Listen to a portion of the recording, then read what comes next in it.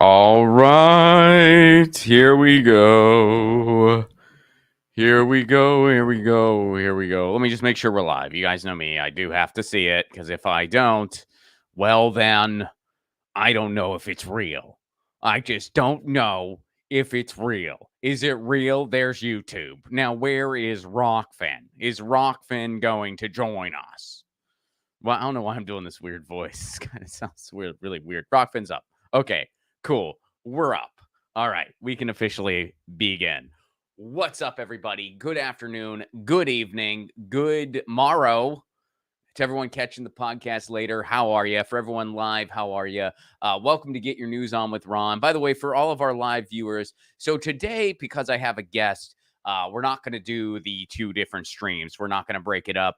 We're just going to do one stream. So it's just going to be one long stream today, which I think is good practice for June, which, by the way, friendly reminder, I've been making this announcement at the top of every show. Get Your News On with Ron is switching formats come June. Show's not going away. Show is not going away, but it's going to be more of just a casual stream. It's going to vary on the days and times, and it's just going to be more of an interactive, chatty type show, the way it was when it first started, as opposed to a more structured flagship show. And the reason that change is happening is to make room for a new podcast that I've been wanting to start for a long time now. And I'll be making more announcements about that podcast later this month. But that is going to be the flagship podcast. So Get Your News On with Ron, not going away, but it will be changing. To make sure you stay on top of everything, Get Your News On with Ron centric. By the way, one of the changes is the audio podcast of Get Your News On with Ron is not going to exist anymore. Best way to stay abreast of everything, Get Your News On with Ron centric, and to not miss a thing, patreon.com/Ron Placone. For a Give What You Can level, you get all kinds of exclusive perks, including all the replays of the Patreon and Get Your News On with Ron streams. That is from now to indefinite. So yeah, if you want to continue getting all the Get Your News On with Ron stuff the way you have become used to it, best way to do it, patreon.com. My Patreon is a give what you can level, meaning whatever level you give, everyone gets all the same stuff. So for as low as $1 a month, you get all my stuff. And by the way, I post all my stuff there too. So it's not just the patron stuff, it's also just everything else. So it's a nice one-stop shop for all of my material. How are you? Good to see you. All right, let's get into the first story of the day. Graham Elwood's going to be hopping on here in a little bit, and we're going to be talking about some WGA stuff and a little bit of a more general 2024 chat. But in the meantime, if you like pornography and you live in Utah, things just got a little harder for you. No pun intended. Dare I say they got a little softer. See what I did there? Check this out, y'all. Pornhub blocks access in Utah over age verification law. So we covered this law on the show. Pornhub and other adult sites controlled by its parent MindGeek begin blocking visitors with Utah-based IP addresses this week. Now, instead of seeing adult content when visiting those sites, affected users are shown a message expressing opposition to SB 287. Again, we covered that bill on the show. The Utah law signed by Governor Spencer Cox that creates liability for porn sites that make their content available to people below the age of 18. So here's what their message is, the Pornhub message. As you know, your elected officials in Utah are requiring us to verify your age before allowing you access to our website. While safety and compliance are at the forefront of our mission, giving your ID card every time you want to visit an adult platform is not the most effective solution for protecting our users, and in fact, will put children and your privacy at risk. So we covered this bill on the show. Quick refresher. Basically, the Utah bill requires age verification for different websites. Now, on the surface, that sounds like a good thing, right? We don't want minors visiting pornography sites. Totally get that. I'm on board with that. Here's the problem. What this law does is it requires ID information every single time someone wants to access a porn site. That is going to cause, I mean, first of all, a huge privacy concern there and a huge security concern. That is just that is opening the door for hacking. That is opening the door for information being leaked to an undesirable party. And Pornhub saying, we don't want that liability on our shoulders. So sorry, Utah, we're out of here. That's what's going on here. And also, this bill is going to have a bunch of unintended consequences. First of all, take it from a guy who is old enough to remember when we would bury Playboys out in the woods. If middle schoolers or what have you want to access pornographic material, they will find a way to do it. They will either find ways around these ID verification laws, getting a fake ID, whatever else, or they'll just go to darker places on the internet. So that's one thing. Second of all, this is where internet censorship starts. So it's starting with pornographic website. Where is it going to stop? Keep in mind the state we're dealing with here, Utah. Utah is pretty much run by the Mormon church. Let's be honest. So what's going to be next? Are they going to require age verification to access LGBTQ resources? Are they going to require age verification to access abortion information? Probably. So this is an incredibly dangerous bill. An incredibly dangerous bill. It's overreaching and it's ineffective. And so Pornhub just said, "Hey, we're out of here." Which let's just take a moment to have a brief moment of reflection here. How ridiculous do your laws have to be to the point where the online porn industry says, "No, thank you. We don't want to spam here anymore." Online porn, like that's been around pretty much since the advent of the internet. That's been the porn industry, and I'm not judging if you like porn. That's totally fine. Like I'm not yucking anyone else's yum. But the online porn industry has been around pretty much. I mean, it came with the internet. It was literally the first industry to adopt to the internet. And honestly, it showed the model of what you should do was the porn industry. I actually think that the porn industry played a bigger role in inventing the internet, and that's the truth. They don't want you to know. They're like, oh no, it was just the government and some academics and the military. I think it was like the government and some academics, the military, and then like a bunch of like Rod Jeremy lookalikes just standing there like, can we make money off of this? They're like, all right, don't. You guys can spam all you want. Just don't tell anyone you were part of this. That's what I think. Porngate. But anyway, so that's what's going on here. That's why. Now, this is also fresh off the heels of COSA, which COSA, we covered that bill on the show. That is another piece of legislation that, well, it sounds nice. It stands for the Kids Online Safety Act, and it's trying to shield kids from the more toxic portions of social media. That sounds great. That's a good cause. But then you look at the details of this bill. And what it does is it gives a lot of overreaching authority to different entities to dictate what young people can and can't see online. And it will have, again, a ton of unintended consequences. And it's to the point now, this bill got some support from Lizzo. Now, Lizzo, I don't know Lizzo personally, but obviously, but she seems like she has a pretty good has good intentions. Like she seems like a well-intentioned person who is trying to use her platform for good. So there has been outreach to try to get her to revoke her support for this bill. People are saying, we think that if Lizzo knew all the ins and outs of this bill and heard some different perspectives, she would likely withdraw her support because this bill isn't what it seems. Here's a little bit more details on that. Lizzo is called on to end support for Kids Online Safety Act and make concerns over censorship. The activist group Fight for the Future, full disclaimer, I collaborate with Fight for the Future, wants Lizzo to stop supporting a bill that's been condemned by the ACLU, GLAAD, and the Center for Transgender Equality. Now, let's go straight to the letter here. This headline is from Pitchfork.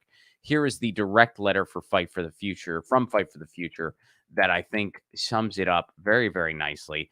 Activists call on Lizzo to drop support for legislation that would harm LGBTQ youth. This is from Fight for the Future.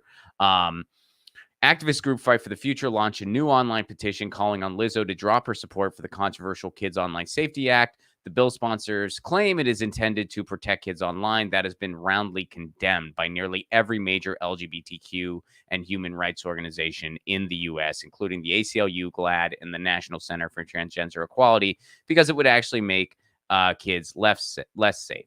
COSA, we're going to skip to this part. COSA would allow state attorneys general, think Ken Paxton from Texas, who is actively investigating the family of trans children, to dictate what content platforms are allowed to recommend to underage users. While the bill's supporters fantasize that this will incentivize platforms to moderate more responsibly, for example, by removing content promoting eating disorders, the reality is that they will simply moderate in a more risk-averse way. For example, by suppressing all content where eating disorders are discussed at all, even if it's important self-help content or content directing young people to resources for support.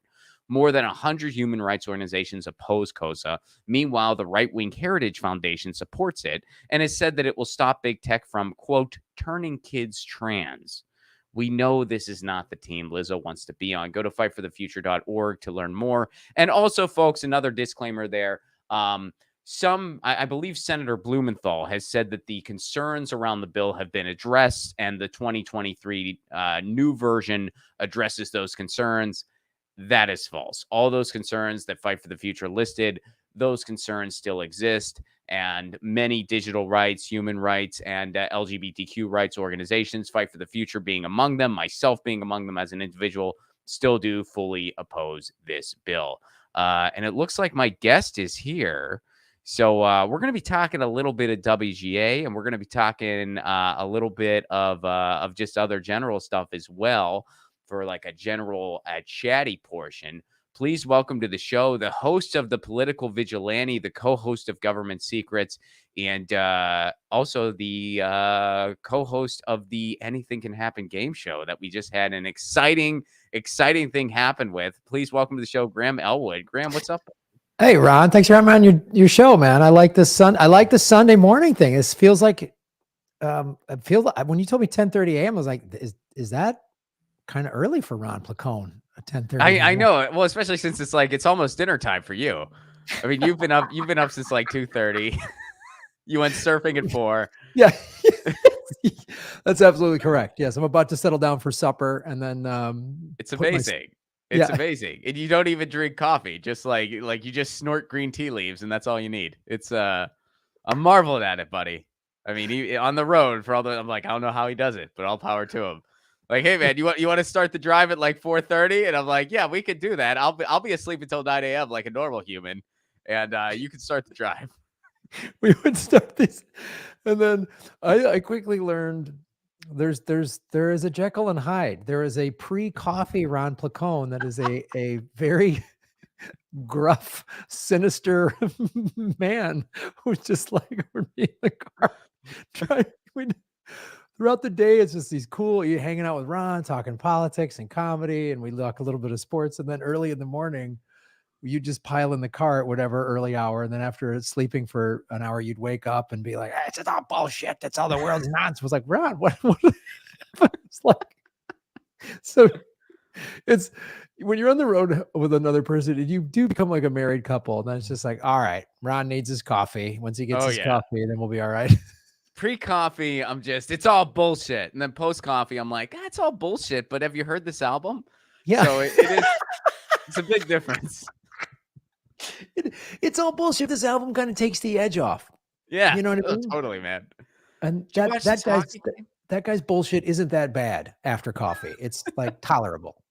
Yes.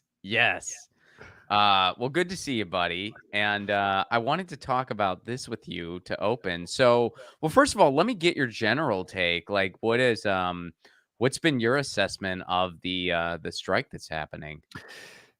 Well, look, I'm not in the WGA, but I'm in SAG-AFTRA, and the last strike, I think was before the SAG-AFTRA merger when I was just in AFTRA, and I marched in solidarity with them in 2008. And I mean, everyone is saying the strike was going to come. It's going to come, and here it is. And the DGA, which for your audience is the Directors Guild of America, and SAG-AFTRA is the Actors Union for people who are unaware of these guilds within show business. And so it's important because in the last 15 years since the last strike, technology has drastically changed show business. And, the last strike, Netflix was a company that you got DVDs in the mail from, just you know what I mean? Just to show how much things have changed. And I obviously stand in solidarity with the WGA. I've got very good friends that are in the WGA. And this, if you're in entertainment, these contracts will affect all of us. And so it's, I'm probably at some point, I've got to go on the road this week. I've got some shows in Arizona, but I'm this strike, unfortunately, is going to go on for a while. And I will go down there at some point and cover it for my show, Political Vigilante, and just walk in solidarity with them, because the DGA and the SAG contracts are coming up. I forget, end of May or end of June, I think. I forget on those, but which this could be drawn out into a 6-month strike. But what is important and what people need to understand, because when the last time these strikes happened, people are like, oh, you Hollywood people, they look at us as this sort of, we're living this frivolous life, and they think we all live like George Clooney. And what these union contracts are for the working class writers and actors, because, the George Clooney's of the world and the A-list screenwriters who get $2 million a screenplay and they've won a bunch of Oscars, they're fine too. What this is for is, in the same way, the Starbucks employee that is striking and trying to form a union, they're sitting there getting paid minimum wage, and they're making a $6 cup of coffee that they know costs. They know the cost on it is like 25 cents or whatever, and they're not seeing the bulk of those profits. So again, it comes down to percentages. You might hear what the WGA's weekly rate to write on a TV show is. I forget what it is, but it's somewhere in the neighborhood of $2,500 a week, which that's a great salary. And people might think, oh, these Hollywood writers, they're overpaid. No, based on the percentages, because a lot of them aren't employed 52 weeks a year, though. Exactly. You have to think of all the post and pre that goes into all that. You have to think of the post and pre, and then you have to think of the final product and the company that's making it. So you write on a show, then that company, ABC, Netflix, Hulu, Warner Brothers, wherever, they all have streaming services now too. NBC, Peacock, they all, Paramount, they all have streaming services. So you write on that show, let's say for 10 weeks, and you get that, $2,500 a week minimum, which is okay, great. You made 25 grand in 10 weeks, and then you don't work. But then that show, it gets sold. They distribute it to other platforms. Have you ever been on a plane and seen, oh, there's my favorite series on now? Now there's a screen in the behind every plane seat now. Or now even you can watch the show on the airlines, like United has an app, all the major airlines. And I want people to understand, every time you see a TV show somewhere on an airline, on like all of these apps on like Apple TV, like Pluto TV, Fubo, that have content on them, someone is making money off of that content. And the writer, we need to be getting paid for residuals. In the old days, you wrote on a TV show, and then if the show went into reruns, then you would get residual checks. So, and the show's producers and the network would be making money off of those reruns, as would the actors and the writers and the directors, right? Which are all covered under the guild. So now we're in this digital age where stuff is getting sold all over the place. And Ron, I'll give you a great personal example of why these contracts are important and how I did a game show called Cram on the Game Show Network. And we did that show 20 years ago, 2002, 2003, back when I was 14. And it was an AFTRA show. So this was before, just to give people some historical reference, SAG is the Screen Actors Guild. That was back when. That was for film actors, and AFTRA was the Radio and TV Guild. They've since merged. One of the reasons they merged is because technology has changed everything, that it's the motion picture industry and the streaming services, it's all intermingled. So they gave us one union, which was smart. We needed to unify. And so I did that show as an AFTRA show, and I was paid AFTRA wages, which means Game Show Network put money into my pension. I have a little bit of money in a pension. And then I would get residuals anytime they rerun the show. So Game Show Network started rerunning the show. And about a year ago, I saw that Pluto TV, which is a free app on Apple TV, Roku's have it as well. And it's a great, and you can watch, it's got all these channels on it and content and sports and news and all this stuff. And I started to see Cram was being played there, my show. And I called SAG-AFTRA a year ago, March of 2022. and they said, the show just started airing. It takes 18 months for the show for us to figure out how much residuals you own. So I'm sitting there thinking, I'm owed some residuals here. And somewhere in the neighborhood of, on the low end, probably $10,000, on the high end, close to $30,000. If I calculate what I was paid, and in residuals, you get something like 40% of what your salary, your per episode fee was. So Graham, I'm going to go out on a limb here and say this story doesn't have a happy ending. How did you know?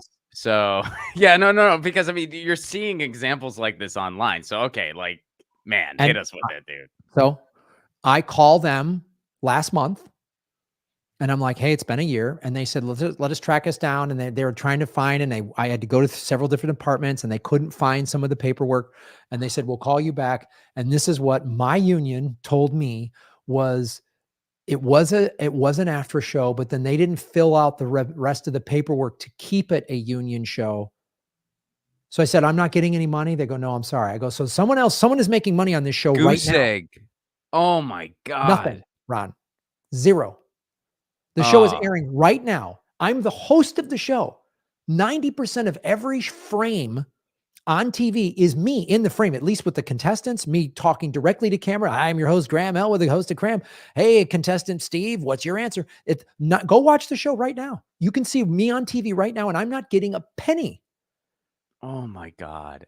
Now, see, I thought that's worse than I thought, dude. I thought you were going to say, like, because you're hearing these stories online about people talking about, so residuals used to work this way, where a writer could expect about 20 grand or so. Now, because, they didn't get their fair share of new media, those residuals are like $20, $30. Well, I mean, I have that story. I have that example as well. I was on 2 episodes of the Sarah Silverman program. And I got After a Scale. And same thing with Nick Schwartzen's Pretend Time, both shows on Comedy Central. And now I literally a couple times a year, I just deposited a check for some new media sale. What was for $3.31. I mean, I literally make less than $20 a year in residuals off those shows. Now, bear in mind, I was just on 2 episodes. I'm not the star of the show, but I can't even. It'd be one thing if I was getting $500, $1,000 a year. Okay, I can knock off some bills with that. I can whatever. $3. I mean, I've gotten residual checks for 19 cents. It's useless. Like what? How can anyone survive on that? So as the star of a show, I've gotten no money, and as a bit player in 2 episodes of a 3-season series or something like that, I've made my residuals in the last 5 years have been total probably under $20 for the last 5 years total combined. And do you think how can you feed your families with this? I mean, this is the other thing too. I'm not wealthy. I've only had a handful of years in my life where I've made a 6-figure income. I mean, and you know what, a $15,000, $20,000 residual check for a series that is on the air right now that people are making money from would help me out immensely. And I don't even get that. So that's why this is important. And it's not, and anyone who's like, oh, you overpaid Hollywood, blah, blah, blahs. You can tell that to Leonardo DiCaprio and those folks, but not us, not our work, not friends of mine who have families and mortgages and they're working hard. And the key important here from a labor standpoint, it's the people in power are making all of this money and the profits are not a fair, reasonable percentage of the profits are not going back to the workers. And any show you watch on TV, there's a team of writers and they have to you write on a TV show, you are long hours and you are rewrites and the showrunner and the producers are like, we got to punch this. We got to change. You work. Everyone I know that's ever written on a series, a scripted episodic, either comedy or drama series works a lot of money. That time you work hard. And then in between seasons, you're just off. Like, it's not like they give you a yearly salary. No. And so like 99% of people in quote unquote Hollywood, like just basically creatives in Los Angeles, 99.5% of us are just working class people. And, and it has been discouraging to me to see this online. And I'm sure you echo this sentiment the kind of, in some pockets, there's been a lack of solidarity because of, oh, it's just Hollywood and just blah, blah, blah. And it's like, look, I get that Hollywood, in the big scheme of things, has not really met the social moment we're in. I totally get that. We're at a point, we're at this crazy point in history, and Hollywood is just making too big to fail Marvel movies every year. But again, that is like a fraction of the percent of all the people here. So to paint everyone with that broad brush is so immensely unfair. And it's also immensely unfair to imply that, like, again, 99.5% of us are just working class people. Yeah, I mean, the majority of the people employed in the unions are making under $100,000 a year, making 50, 60 grand a year, which in a city, Los Angeles is a very expensive city. It has like some of the highest rents in the country. And so it's, and gas here is $4.55 a gallon. It's $3.50 across the border in Arizona. You know what I mean? It's it's $3. Gas is $3. It's $1.50, $2 less a gallon across the border in Nevada and Arizona. So the cost of living here is expensive. And I understand, like, hey, I work in an Amazon warehouse, busting my ass, and you guys are complaining about working in a writer's room. I get that that's a tough Sure. job, but I'm telling you, again, the labor that is being put in to produce these products. Do you watch TV shows? It's like if you like, oh, these Amazon people stop their belly aching, or Starbucks stop, it's an easy job or whatever. Well, do you enjoy Amazon? Do you enjoy Starbucks? Then you should, the employees should enjoy that labor. And if everybody I know watches some streaming service, they have at least one subscription to Hulu, to Netflix, to HBO Max, to, Peacock, to, Paramount. And those companies, I mean, Netflix brings in billions of dollars a month in the subscription fees, as does Amazon Prime, which again, I could tell you, I have 2 movies I directed, Afghanistan and Earbuds, that got distribution deals, and I put that in quotes, and the distributors say, oh, it hasn't made any money. And I don't know what their books are. I am not privy to their books. They just tell us, oh, it hasn't made money, and we had to spend, $10,000 on marketing costs, and that hasn't been met yet. So again, these movies are out there. People are watching. That's why I put Afghanistan on Rockfin, behind my paywall, because that's the only way I can make money off of a movie I directed. I went into a war zone, got shot at, and made a movie, and I can't even make a profit from it. So it's really, and these big corporations, and I say this all the time on Political Vigilante, when I talk about the corporate media, I also include Hollywood. Right. And because these multinational conglomerates, I mean, look, Amazon is the best example. They started out selling books, and now they're making movies and TV shows, and they've knocked out mom and pop businesses all over the world, and they pay their employees that minimum wage. And so this affects all of us, man. In the same way that I stand in solidarity with the Starbucks. When I rarely go to a Starbucks. When I'm on the road and I go to one, I always ask, are you guys unionized? And if they go, no, I go, you should. I always tell them that. And the ones that are, I try to find out where the unionized ones are and go to them. And, I've had Chris Smalls on my show like 3 years ago when he first started protesting in the middle of the pandemic. Labor affects all of us. So we should all be in solidarity with it. I'm not an Amazon factory worker. I'm not work at a Starbucks, but I stand with them, and those people should be standing with the WGA. And soon my union is probably going to go on strike too. And the DGA and the Teamsters have said they're not crossing the picket line. Right. They haven't. Yeah. I mean, and to be fair here, I think there is a ton of solidarity. Yes. There's definitely been a lot. I mean, I think, like, right now, like kind of the things that I harped on, like, I think that is a small but loud minority of people who are really, there's a small loud minority of people saying dumb crap on Twitter. I mean, did this just happen? This is I know, new. I'm blowing your mind. I know. It's morning where we are, and I'm kind of blowing your mind. It's Ron, I've been up for 7 hours. I mean, that's right. This is shocking. But do you think it's going to last as long as 2008, or longer, or shorter? I honestly think it could go longer. Okay. Why? here's why. One of the unfortunate things that happened out of 2008 was that's when reality TV had their boom because they went, we'll go non-scripted. So that means reality TV, that means game shows, that means doc series. The doc series is look, I'm a documentary filmmaker and a fan of documentaries, so I like, as a consumer, I love the doc series. But it's, you can see the writing on the wall. Like, so I talked to a lot of friends of mine. The 2 months leading up to this strike, there was nobody was buying any scripts or stories or anything like that. And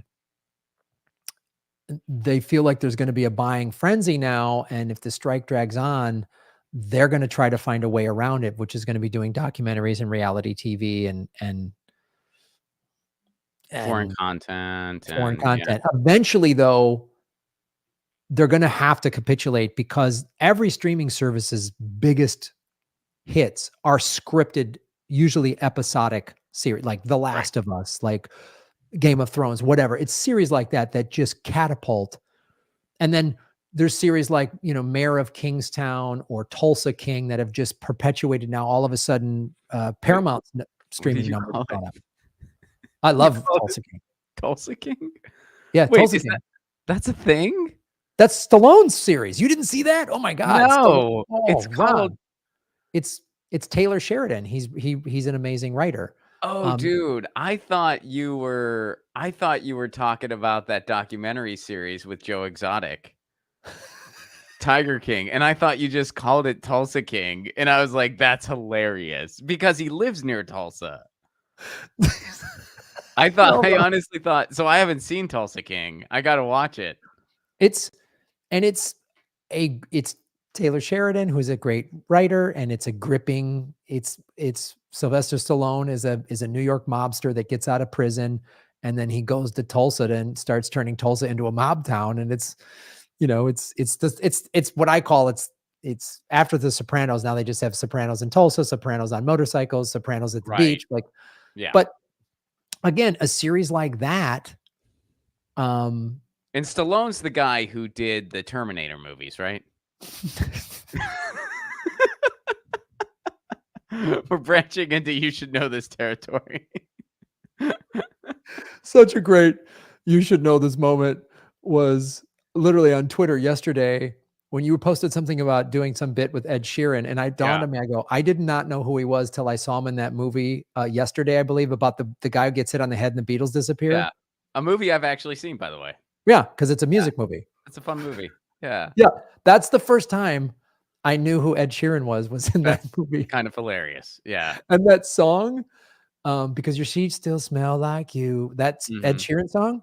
I didn't know that was Ed Sheeran until I just saw it on my XM satellite because it shows in my car. Like, oh, he actually did one of his tunes in that movie. Good for him. Oh, wow. That's one of his songs. Like, so a lot of stuff I've learned about with Ed Sheeran. But anyway, back to the writer's strike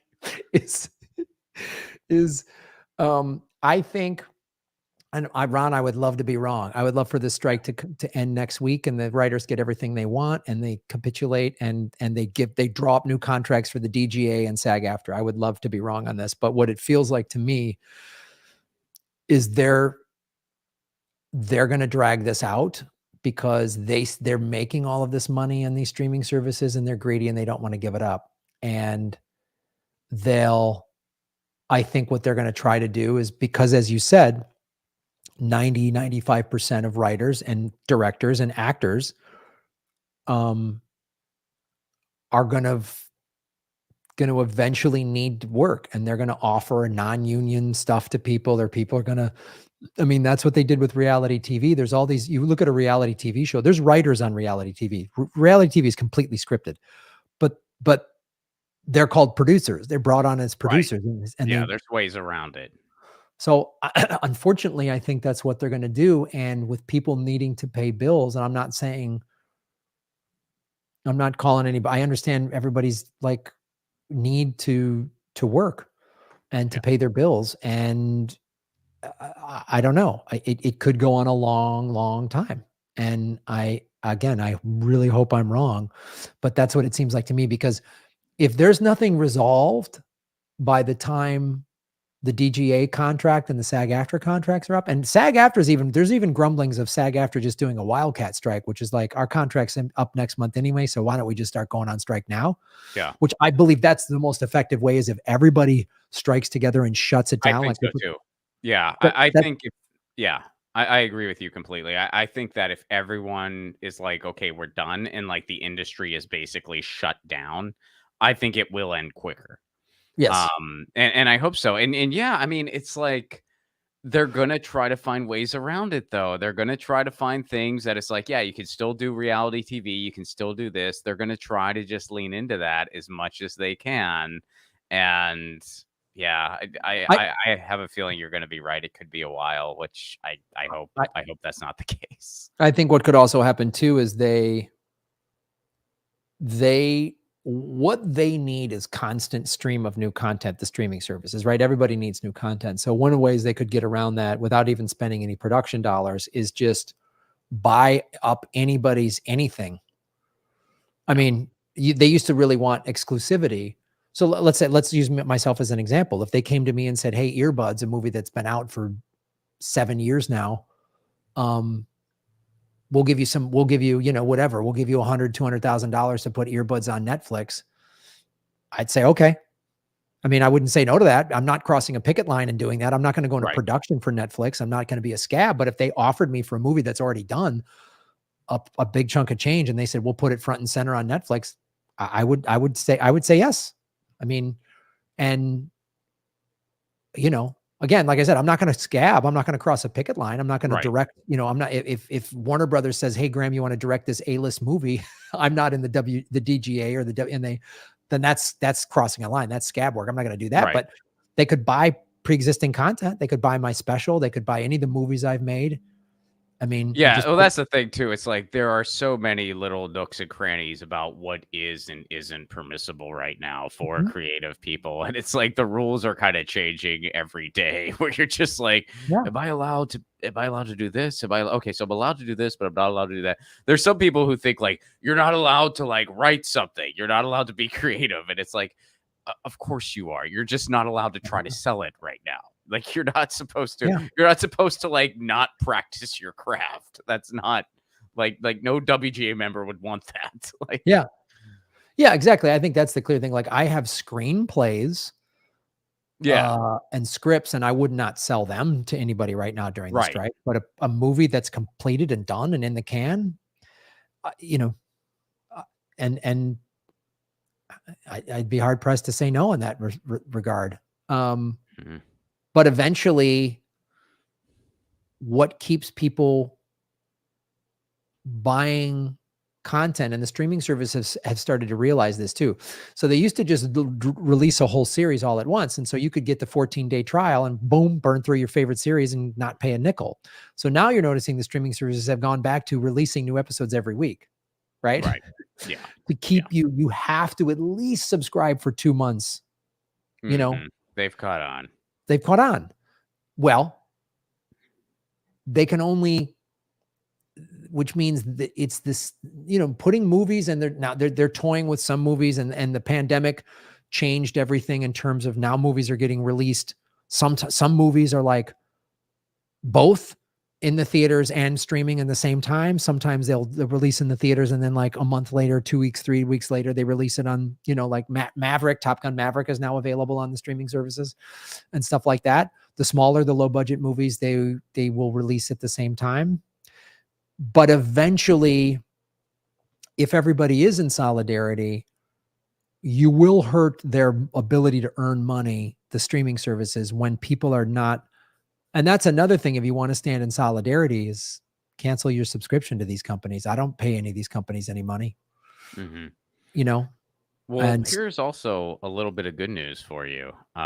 This is kind of in the vein of what we're talking about, and this is one of the effects of the WGA strike so far.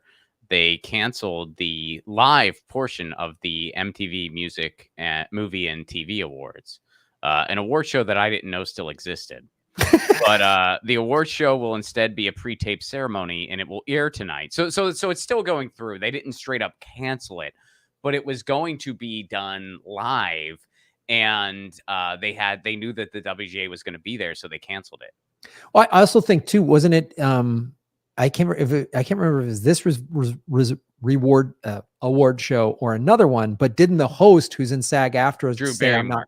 Yeah, Drew Barrymore. Yeah, she Yeah, said I'm not Drew doing this. Barrymore bailed. So yeah, the 2023 MTV Movie and TV Awards, which is in fact a thing, everybody, will pivot from a live ceremony to a pre-tape show that will air Sunday, and the show change is announced Friday, came hours after the WGA said it would pick it. And yeah, Drew Barrymore bailed out of it, which kudos to her for doing that. Now, here's what's curious: who is going to host this thing? Because whoever did just crossed a picket line. Yes.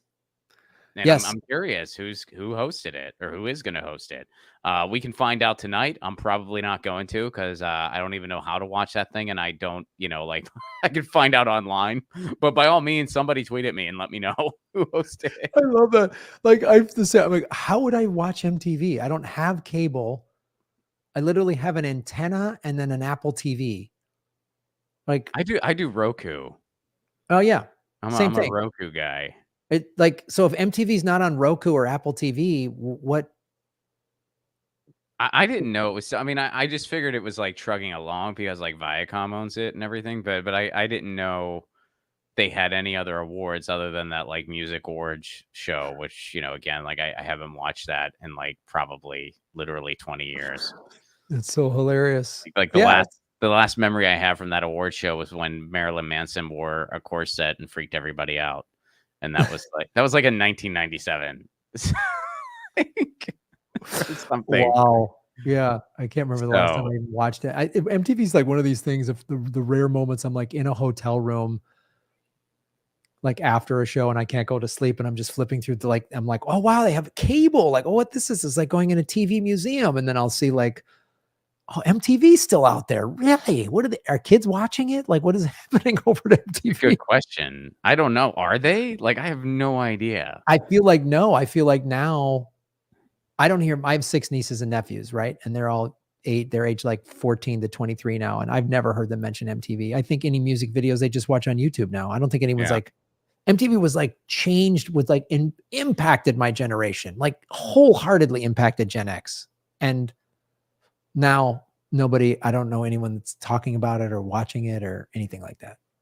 I mean, even come like the millennial generation, it was sort of on its way out, because it's like all the stuff that made it great, they just pivoted away from all that stuff. And I'm not even talking just the music. I mean, they pivoted away from the music first, but then there were still, I mean, Daria, Beavis and Butthead, these were classic freaking shows. Mm-hmm. Then they pivoted away from all that too. And it's like, I don't know what you guys are doing. I know what you're doing. Like, we used to just, when I was in college, I mean, I'm dating myself, we would just have MTV on in the background at like a party, playing music, and watching, oh, and have you seen the news? And we talk about, have you seen the new so-and-so video? Oh, it's ridiculous or whatever. It was like a part of society. It was a part of our, it was pre-internet and pre-iPod. That was basically the equivalent of a playlist, because they would play music for hours at a time. There was a point in time when that happened where they would just play music videos for 3.5 hours. Yeah.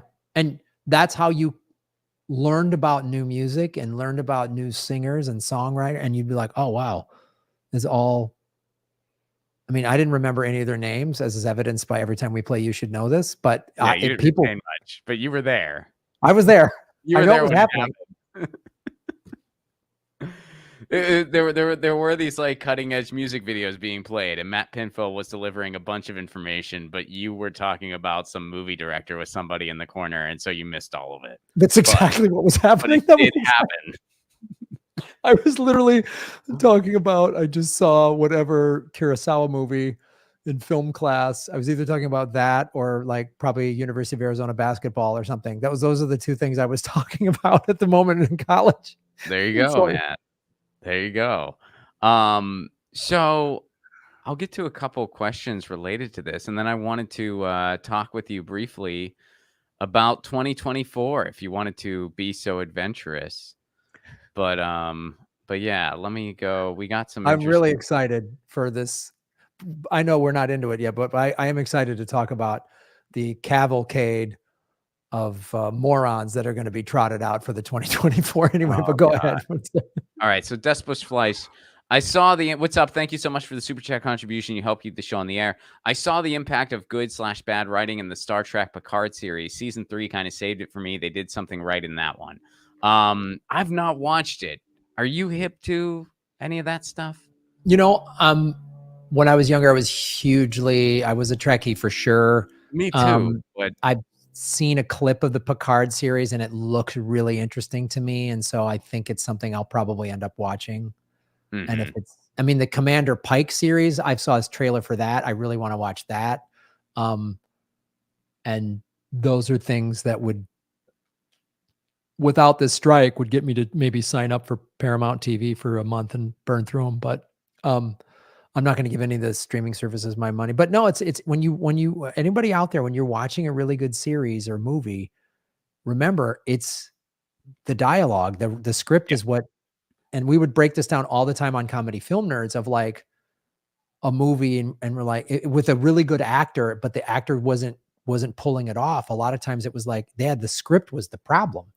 You can only, it's like an athlete running the wrong offense, like if it doesn't suit their skills and abilities, it doesn't matter how good they are. And it's the same with the script. A good script, you and I wrote out a great script for the Anything Can Happen live. We took our banter that we normally just riff and we scripted it out, and the questions are scripted, and you saw the difference from when we did the show just online Zoom, which is way more loose and riffing, which was fine. But then in front of an audience, in front of potential producers and buyers in the crowd, we scripted it out and we saw the difference. Right. I mean, yeah. And there is so much great writing happening right now. I mean that was another thing when people are saying stuff like, "Oh, well, TV's all crap anyway." Well, what do you watch? Nothing. Like, dude, there's some of the best TV writing that's ever happened going on right now, and writers are getting exploited more so than ever. Writers' rooms are smaller, right? They're not given the proper allotment of time to complete these contracts. They're not getting living wages. And by the way, there's no reason for it. A, because the studios are making record profits, and B, because the overhead for a writer's room is cheaper than it ever has been because you can just do it on Zoom. You can save a bunch of money on Hollywood real estate, and you're not willing to pay them a fair wage? How ridiculous can you get? Yeah. And again, it always comes down to the profits. If the employers are making record profits, I don't want to hear it. Exactly. So here's an interesting one. This is from Daya. What's up, Daya? Good to see you. With Netflix's $2.5 billion investment in Korean content and expansion plans in Asia, I'm worried about potential Asia bashing, like in the 1980s against Japan and Japanese products. Thoughts? I mean, if ever there's an opportunity for xenophobia, the United States doesn't miss an opportunity. No. I mean, so America loves some good xenophobia. It just can't, that and guns. It really loves. I would say work great together. By the way, those two things. Oh, yes, I mean, when you combine them, oh boy. Oh, xenophobia and guns. It's perfect. We just had a shooting in a mall yesterday.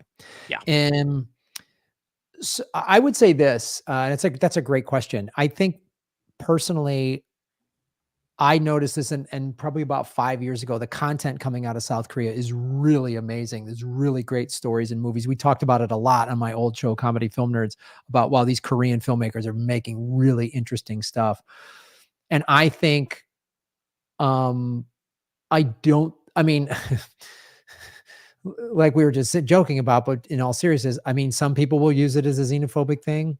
But I don't think so. I don't think it'll come a lot from within Hollywood, because Hollywood actually is, it is pretty diverse. Hollywood has its problems, but it is pretty diverse. And in Los Angeles in general, I mean, there's a Koreatown. So I don't think it's going to be, at the end of the day, I don't think it's going to be this big nationwide xenophobia, but and what happened in the 80s in Japan was awful. And it was like, they blamed the Japanese. And I remember being a young road comic in the late 80s, early 90s, driving around and going into Michigan, and they'd have, hats or whatever that say Japan sucks. And it was like, don't blame the Japanese, build a better car.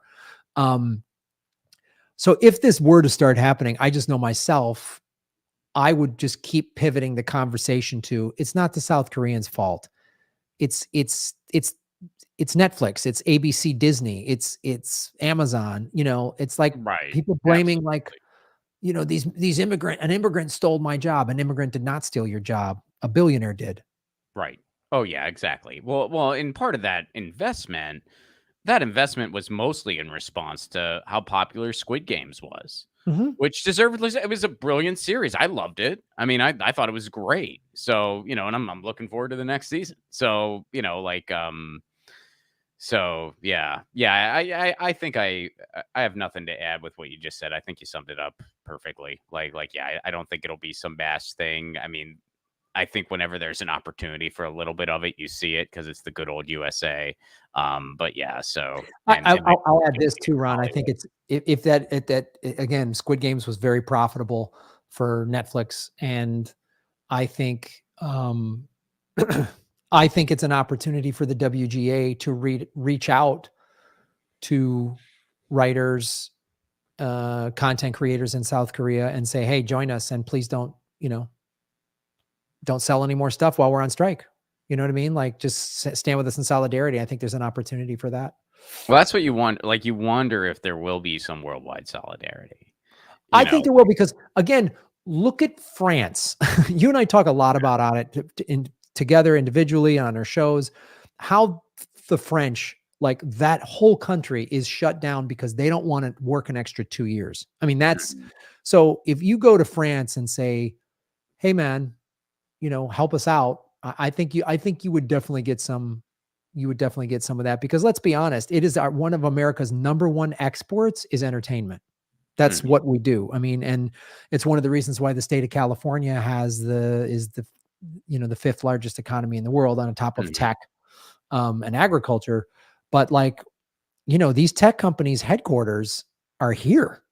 And so we have an opportunity to actually we could really lead the way with a unifying. And I think this is something that the WGA and SAG and the DGA need to be paying very close attention to is we need to maybe be standing in solidarity with other people as well.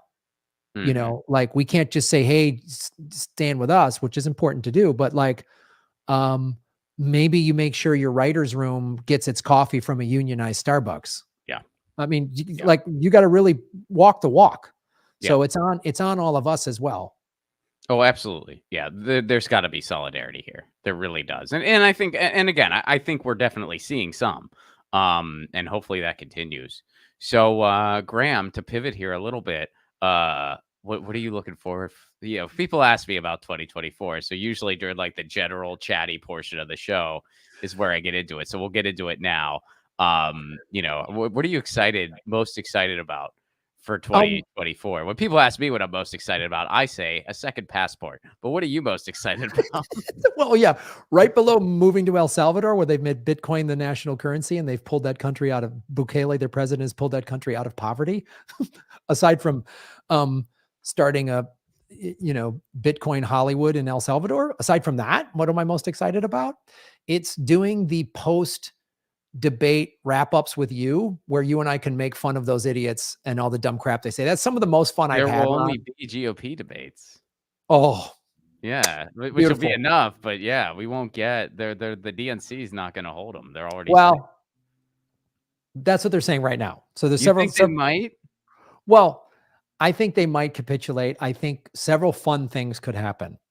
Marianne Williamson and RFK just have their own crazy debates online that we could watch. Um, but let us not forget, Joe Biden's health is awful. There's a new CNN poll that just came out, and 63% of Democratic voters don't think Joe Biden is mentally sharp enough to run again. This is a CNN poll. Mhm. Um, so I've always said this from day one that Biden is not going to finish his first term because I think it's part of the plan was to then get him out, get Kamala and Pete Buttigieg or some other more CIA friendly, deep statey type person in there. I don't think it gets more CIA friendly than Pete Buttigieg. No, I don't think like it gets more. I mean, yeah. I think So he's the top dude. mark my words. There will be an open Democratic primary for 2024. You think? I don't think so, man. I mean, I don't think. I Joe think, Biden will not be running. but then they'll just prop up a clone, and they don't want anyone to debate that clone. They don't want. I mean, I think they're gonna be able to just like either just hand it over to Biden, and then maybe at the last minute he bails, and they're like, oh well, I guess Kamala, but I don't think. I mean, I hope you're right. I hope I'm wrong, but And I'm not I don't see it I happening. I'm not saying this is going to happen because I believe in the democratic process and the beauty of the It's not that at all, because they've just made it clear, oh, we're not going to have debates. We're not a democracy anymore. We're the worst party ever. But I think the circumstances are either going to force them into it, or there's a longer con that's we haven't seen the results being played out yet. But I think we're going to have both parties having primaries and debates, and it's going to be this is going to be you thought 2020 was nuts. This is going to be the craziest election America's ever had, and might be its last one. Yeah, I mean, I can't disagree with you there. I mean, if you could have, Let so me if add you this could, real go ahead. quick to put into that theory. We just had another bank go under 2 Right. days ago, 3 days ago. So, and then we have these smaller banks like PacWest. So a bank just went under, and then PacWest like lost 50% of its value, and it's being backstopped by the federal government financially. So look, man, in March of 08 is when Bear Stearns, the first bank, went under. And by September is when the whole thing had collapsed. All right. So we've already had 5 banks go under now since March of this year, which means we're probably set to fall end of the year sometime to be in full financial collapse. And when that happens, all hell's going to break loose.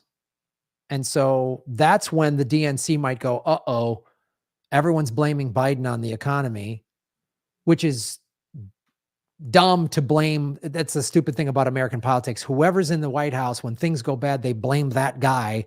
It's like the whole system's broken. So if you thought if Trump, like, it would collapse whoever was in here. And I'm no Biden fan at all. I didn't vote for him or Trump, but I think that's you've got to really, this financial collapse component is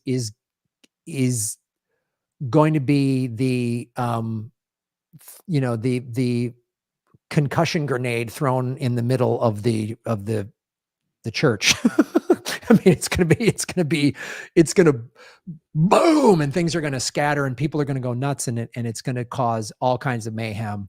And when the dust settles, the 2 people running in November, 24, it could be. Who do you think those 2 people are going to be? At this point, it could be anybody, Ron. It could be literally Lady Gaga versus fucking, Stone Cold Steve Austin. I mean, at this point, really optimistic. I would take that ticket over what our potential. I would much rather Lady Gaga, Stone Cold. I mean, would Stone Cold be the Republican? I mean, that's my. probably. I would just assume out of those 2, he'd be the Republican. But Yeah. I don't know anything about his politics. I just couldn't picture Lady Gaga being Republican. No, she would be a Democrat. Yeah. She would be a pro-bomb the Middle East Hillary Democrat, I think. You Sing think? songs about it. Yeah. I don't know anything about her. I mean, maybe she wouldn't. I have no idea.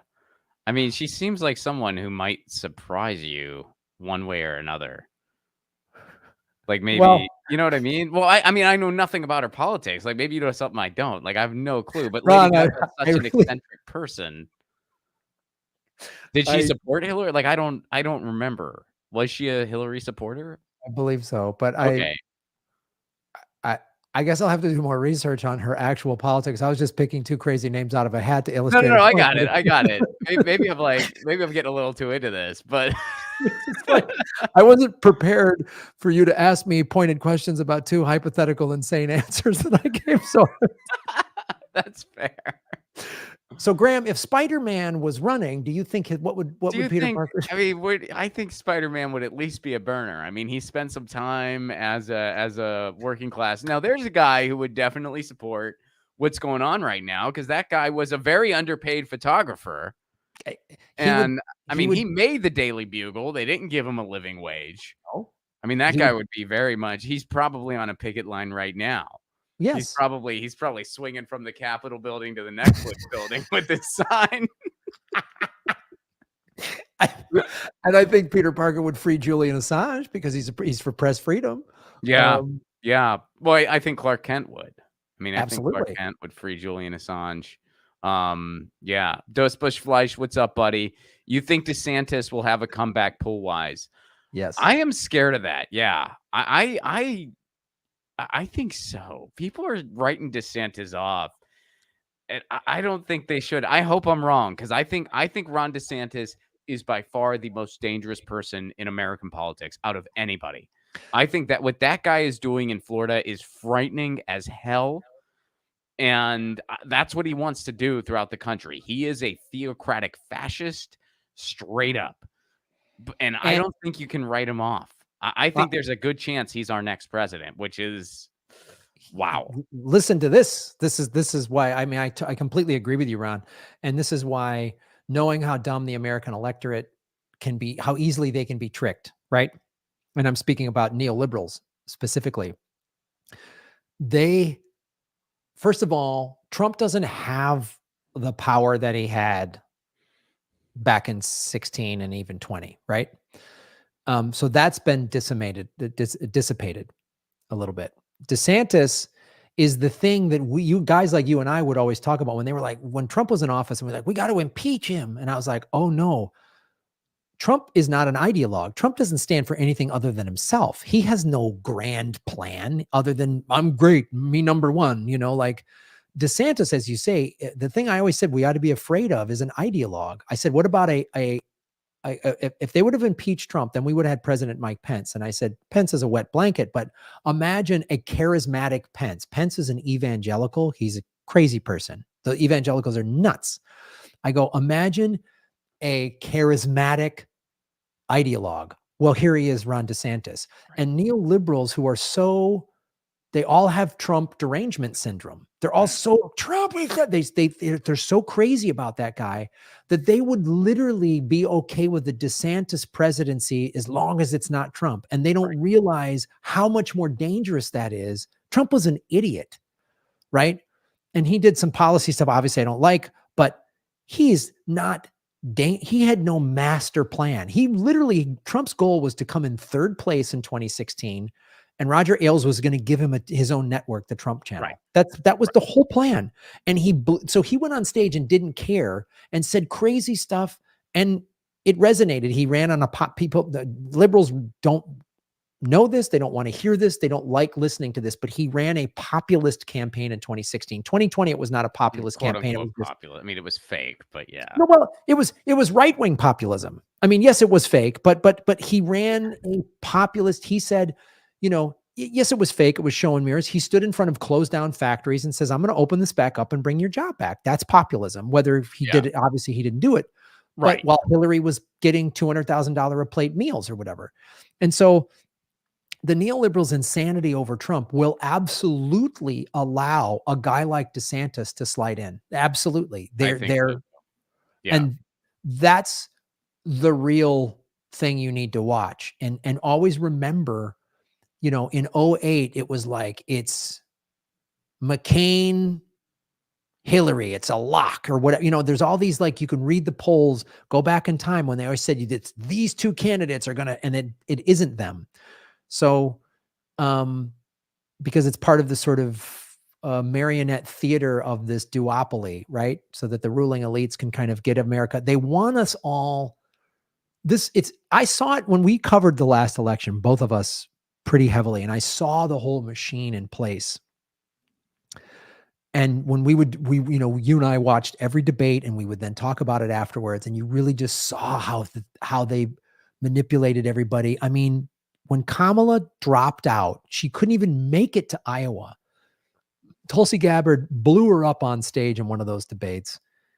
And then the top two recipients of billionaire donor money from the Democratic field in 2020 were Joe Biden and Kamala Harris. And weird, they end up in the White. So if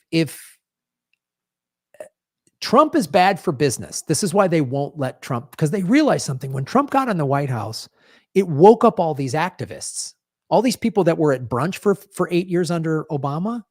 So if Trump is back in the White House, then there's people pulling down Christopher Columbus statues. Then we will have a general strike. Then then America will wake up and shut everything down. The best thing for the ruling elites is to have either a amicable fascist like Ron DeSantis, or just another do nothing Democrat that puts everybody to sleep. Right. And that's what they want. And if it's, this will be our last, this will be the 50 United States.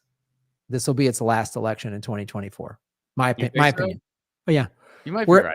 The financial collapse is coming, and that it's going to be everything that I've been reading and talking about on my show for the last 3-4 years. There's a car loan bubble. There's a student loan bubble. There's a housing bubble. Banks are going under. What I'm hearing you say is vote like your life depends on it. Just vote. I mean, voting for president really hard. Just vote super hard. Really get that in there. That's gonna get it. That's gonna be 2024. It's the most important one until the next one. No, I think here's my presidential campaign for 2024. Buy Bitcoin and move out of this country. That's my campaign for 2024. Find all these Bitcoin bubbles. There's one in so El Salvador is the only, again, this is not financial advice, but and the altcoins, they're way too risky. They've proven they're risky. Max Kaiser, I had him on my show 2 years ago. He was absolutely right. So he's saying it's Bitcoin or bust.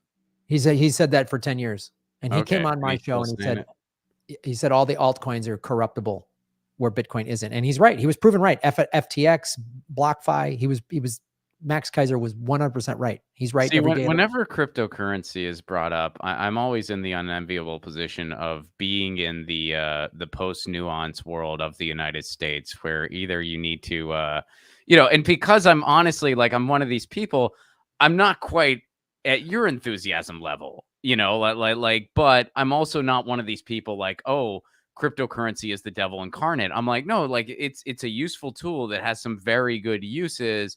However, like there are also some concerns too. It's not, it's not like the second coming or anything like that.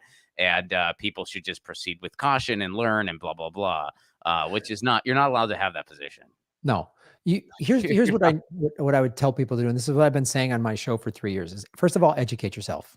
And if you were like, I don't get it, it's too confusing, I was the same way. I mean, you and I 4 years ago were like, when Rockfin first approached us in spring of 2019, they were like, here's some of our Ray tokens if you guys put content on our site. And I was like, okay, buddy, thanks for the little rainbow coins. Like, thank you for then all of a sudden they were worth something. Well, and that's the thing. I mean, that's one of the positive things about something like the blockchain. When it comes to online content, it is a way better model for creators. It just is. So it's like when people make it out like it's 100% bad, it's like, no, like there's a lot of good that can happen here. I would hope, and getting back to what we talked about at the top of the show, which is with this WGA strike, with this content, and I hope the directors and the actors unions wake up to this as well, is like you say, blockchain, like NFTs, content that's on the blockchain. The blockchain is an open source. We all can see it. It's like a ledger that we all have access to. As I told you, I had movies getting distribution deals, and I don't know what they've made. Now, if those movies were on the blockchain, I could check online right now how many times it's been downloaded, how much money's been made. I could see that all right now. And I can't do that in our current analog system. So people need to really understand. First, they need to understand the difference between Bitcoin and the other altcoins. That's the key. People just go Bitcoin, crypto, and they think it's all the same thing. It's like saying gold, real estate, stocks. The altcoins are like they're securities, like a stock. They're like a company. They can go out of business. The CEO can get arrested, whatever, you know what I mean? Like if there's some great altcoins that are really cool technologies that could help stuff, smart contracts with real estate, smart contracts with medical bills or all these kind of interesting things, but they could go, Bitcoin lives on the blockchain. You can't go to Bitcoin's headquarters and seize it. You can't arrest the Bitcoin CEO. There is no Bitcoin CEO, so you got to understand. That's what they want you to believe. I think there's a guy, his name's Charlie, but that's a different conversation. No, I'm just kidding. Continue. So once you understand the difference between the two, you see that the Bitcoin is way more powerful than any of the other altcoins. There's only ever going to be 21 million of them ever made. There's a halving every 4 years that's built in. Hold on a sec. Yeah, Mike, hold on.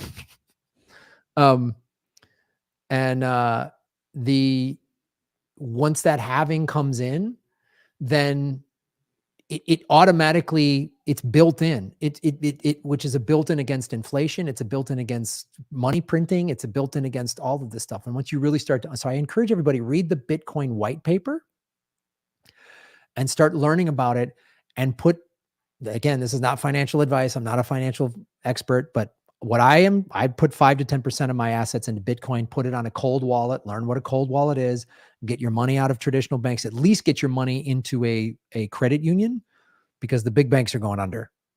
All right. Well, you've successfully, we went from the WGA to 2024, and you managed to bring Bitcoin into it in typical Graham Elwood fashion. So, Graham, let everybody know where to find you. Yes. Go to GrahamElwood.com. I've got sign up for my newsletter. That's a way to hedge because if I have an email list, I can reach out to you directly. I say, please sign up for my newsletter at GrahamElwood.com. You get a free vegan smoothie recipe. What that does is then I can't get throttled with your email addresses, can't get social media can deny us access to each other. So sign up for that. And then Arizona, I've got 2 shows next week. I'm in Phoenix, May 11, and Tucson, May 12th. So Phoenix, we're at Stir Crazy Comedy Club. That's May 11th. And then Tucson at the Screening Room, May 12th. Go to GrahamElwood.com for all those tickets. All right, buddy. Good seeing you, man. Thanks, buddy. Peace. All right, Graham Elwood, check it out, folks. And I'll let you know tour dates. I got them as well. May 12th, I'll be in Los Angeles, California. That's my 3rd show at 3, working on my Edinburgh hour. June 16th, Madison, Wisconsin. June 17th, Minneapolis. June 23rd, Detroit. June 28th, Bloomington, Indiana. June 29th, Chicago, Illinois. Edinburgh, I'll be at the Edinburgh Fringe Festival August 16th through 27th. And October 21st, I'll be in San Pedro, California. You can get tickets and all information at my website, ronplacone.com. And if you want to support this show on the sustainability end, patreon.com/ronplacone. For a Give What You Can level, you get all kinds of exclusive content. You can download my album. You can watch full stand-up sets not available anywhere else. And, of course, you'll be privy on everything Get Your News On with Ron centric. Again, this show is switching formats a little bit. I mean, the streams are still going to happen like it's happening today, but it's it's going to mix up a little bit. We're not going to do the audio podcast because I'm making way for a new podcast series that I think you all are going to love. This new series is going to be the best thing I create in the podcast world, or at least the best thing I've created so far. And we've already pre-recorded a couple episodes, and I cannot wait for you guys to see this. Let me go ahead and, again, special thanks, Despo's Fleisch. Special thanks, Dea Co. and Despo's Fleisch again. Thank you so much for the Super Chat contributions. You help keep this show on the air. And we also got Roger. What's up, buddy? Roger is over here on the Rockfin. And also, shout out to John, none of the above for 2024 campaign. R.I.P. Richard Pryor, absolutely one of the greats. And Roger, good to see you, buddy. Roger is the ballot initiative king. Ronnie, baby, where you been? Haven't seen you on YouTube. Haven't gotten any notices from Twitter Space. I've been trying to see if I can get someone from the California Public Banking Alliance on your show to speak about the moves that municipalities and regions are making, moves on public banking since Newsom signed the bill in law in 2020. Hit me up, dude. Drop me an email. That's the best way to do it. Follow me. I think I already do follow you, or I should at least. If I'm not, let's make sure that changes. But to answer your question, Roger, I've been around, man. I stream right now. I'm streaming on Sundays. In the come June, my streaming dates are going to vary. Again, the best way to stay up on it, patreon.com/Ron Placone. But yeah, I'm still here. I'm still around. I know that people do not get notifications. I know that people are getting unsubscribed from my channel on the regular. So please, and this is a public service announcement to everybody on Rockfin, not as much on Rockfin as on YouTube, because I don't think they unsubscribe people on Rockfin, or I'm pretty sure they don't. But people who get this show on YouTube, please make sure you're subscribed. Please check your subscription. So many times people are like, Ron, I was unsubscribed. I was unsubscribed. I was unsubscribed. People just kind of unsubscribe people, then they don't notify people. Or YouTube, excuse me, unsubscribes people, and then they don't notify people. That's been happening to this channel. It's continuing. So please, please, please check your subscription. Make sure you're subscribed. Ring the bell for notifications. What's up, Long Beach? My buddy Long Beach. I had to click notifications again this morning. God, it's very frustrating. But so, folks, please, I know it's a pain in the butt asking you to do more, but yeah, please, please, please check your notifications. Make sure you're subscribed, et cetera, et cetera. You know the drill. Shout out to my guest, Graham Elwood. Check out his tour dates in Arizona and everything else he's got going on. You guys know Graham. We're working on the game show together too. And you guys know the drill. In the meantime, Lucy, she says meow, and I say peace, love, and a general strike.